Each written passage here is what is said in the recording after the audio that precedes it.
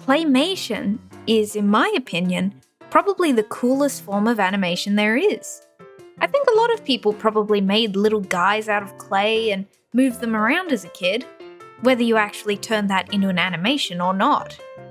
I've always loved the artistry behind taking a 3D object and moving it in a 3D space, and part of why I love working in 3D is that tactile feel, even if my clay is digital. So, when I needed a new PNGtuber model for my stream, and I'd rather explode than actually draw something, You what? I started brainstorming ways to implement a 3D model into what I needed. And then I thought, why stop at a still image? Can you turn a full animation into a PNGtuber model? Welcome to the video, everyone! I'm Folly Knight, and I'm going to show you how I made my 3D, Claymation style PNGtuber, GIFtuber, WebMtuber, and implemented it for streaming. Let's get into it! To start out with the design phase, I'd like to walk you through some style notes I came across when looking at my references that I think are important to keep in mind when designing a character to look like it's made of clay. Also, now's probably a good time to say I'm not an expert at all with any of this. I was completely winging it this entire time. Firstly, keep your shapes simple. Check out Wallace and Gromit here. They've got these big, goopy shapes, so that even with the very slight shape changes that occur when working with soft clay, they still maintain their presence as the character. I'm a big fan of Aardman Entertainment, and while they have a very recognizable art style, it wasn't quite what I was looking for. Another great example of this simplified character design is Savannah XYZ. She makes some really fun videos about 3D modeling. I just think she's neat. Luckily, my goal for this model was based on needing something simple. A basic, mouth open, mouth closed model that used only my voice input without any webcam tracking required. And I've been really enjoying stylizing myself as a little gremlin recently, so it was fun to lean into simpler shapes and a more chibi look. Which leads into my next important style point, layering. Don't forget that in real life, you're sticking multiple pieces of clay together to make individual shapes. Check out this cute frog. I took note of getting that look of individual pieces of clay layered on top of each other, such as the eye being 3 layers, and how the limbs aren't blended into the body. This is a tutorial by EJ Hassenfratz, and while this is a Cinema 4D tutorial, it somehow helped me out a lot. So, with a basic sketch to get the feel of the model, a reference I could use while modeling to stay consistent, and a little pose idea, we were ready to kill that Blender cube. So, I start with putting my reference image in Blender as a plane, and then just blocking out the shape with spheres and round cubes. The block out is mostly the final modeling stage on this model too, since I didn't want to merge the shapes to lose that individual pieces of clay look. My 2 favoured programs for my 3D work is Blender for any modelling, and ZBrush for more detailed sculpting. This might be the first project I've made in years that was only modelling. Also, Blender can for sure be used for sculpting as well. It's a bit of a beast of a program, and it's free. I just like my workflow in ZBrush, which I'll go into in a future video. But in this video, let's talk about my thought process a bit more. So, where did this idea of trying to animate this come from? I think mostly the fact that I was focusing on this claymation art style, and that it would be my first time animating something.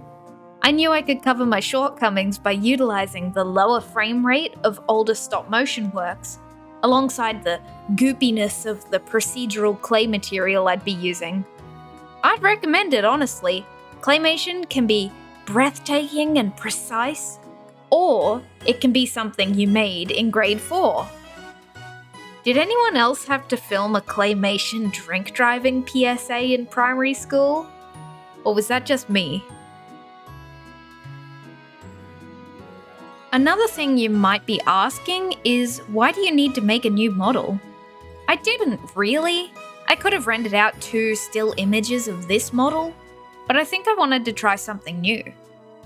The technical reason is that I used the same iPad I used for drawing, that I use for my regular model's face tracking, so I can't use my model to its best ability if I want to stream some drawing.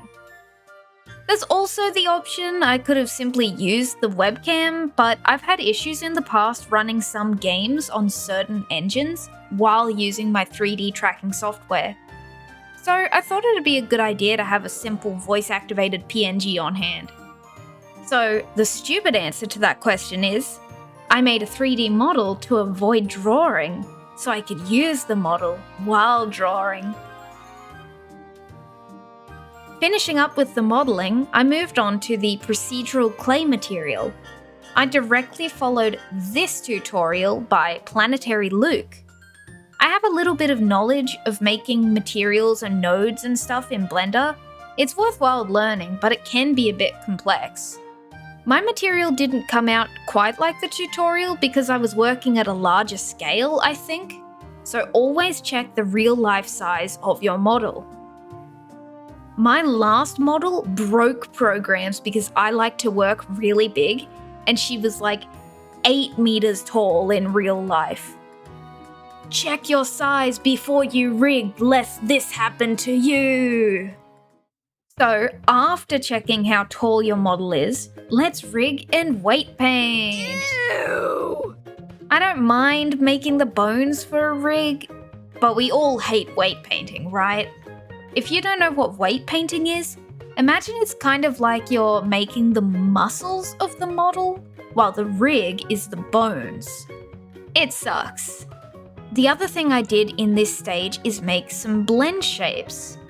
While these aren't being used for face tracking, I thought making individual shapes for different mouth movements and eye positions would be a similar digital version of animating a face like the company Leica does, with individual face plates for different expressions. In hindsight, I would still use the blend shape method for the mouth, but rig the eyes to bones instead, as the blend shapes for them got clunky to use. Finally, I set the model up in a basic rest pose based on the very simple sketch from earlier, and it was time to animate! Alright, here we go. My first time animating in Blender. Okay, you got me. That's a lie. I made this in 2018. So you can see why I'm considering this my first time animating in Blender. Here's the prior knowledge I'm going into this with. I have a general knowledge of the 12 rules of animation. I understand the concept of having key poses, that being the main poses character holds, kind of like how you would draw them moving through comic panels. The big issue here is that this whole animation is like one main key pose with a bunch of minute little movements. So from what I know about animation, that is the worst possible thing you could try and animate as a beginner. Thankfully, the procedural material and the general appearance of being a messy claymation helped a lot to disguise how jittery and beginner-like this animation turned out. Another win for Claymation. Now, none of this would have even been considered if I hadn't randomly been recommended this video by Chester Sampson. It really helped me to be less afraid of the animating process, and I'm looking forward to trying out the techniques in here on a bigger scaled, non-looping animation. The only issue is that I didn't know what the Blender breakdowner was until after this animation was done. Thankfully, I was working with that frame-by-frame stop-motion look, rather than needing to tween in between keyframes, so it didn't affect me, but that's some research for another video. So I worked on the mouth closed animation first, then moved on to the speaking animation, which is a wonderful time to talk about how I turned these two separate animations into a model for tubing. If you've looked into making a PNG or GIFtuber before, you'd know there's quite a few program choices to pick from. I've previously used VODs Mini, which was perfect for this model I had made years ago by my buddy Aries Nanos. Well, before the initial design process, I considered rendering each piece of the model separately and layering them in the program PNGtuber Plus. kind of like a paper doll made out of 3D renders.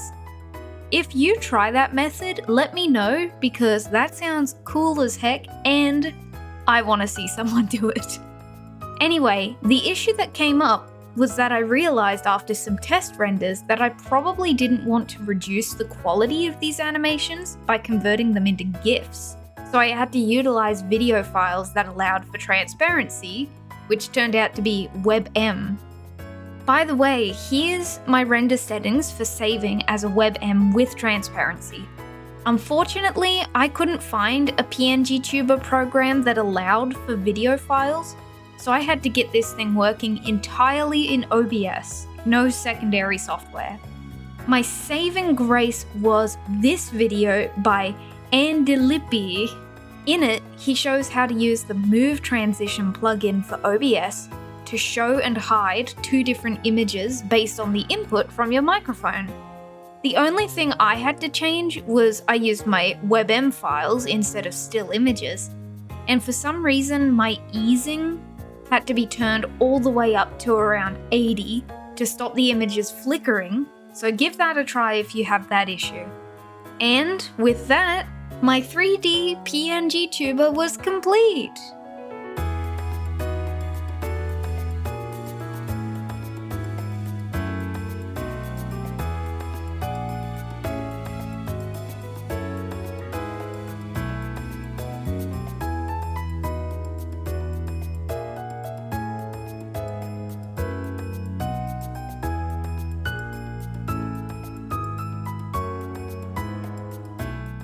Thank you so much for watching the video.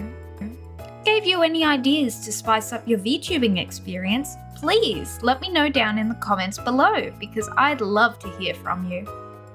It's been a while since I've made a video and I'm looking forward to making more art-focused videos in the future, so I'd love it if you smash that subscribe button, and why not leave a like too because it really helps out. And with that, I'm off to sleep another 100 years, so stay hydrated, take it easy, and do a dumb little art for yourself today. If you'd like to see my process live and play silly games with me, come join the Sucker Squadron over on twitch.tv/FollyKnight3D. You can find my VOD channel here, and if you'd like to support me directly, check out my Ko-fi here and shout me a cuppa. Okay, love you, bye bye, bye bye.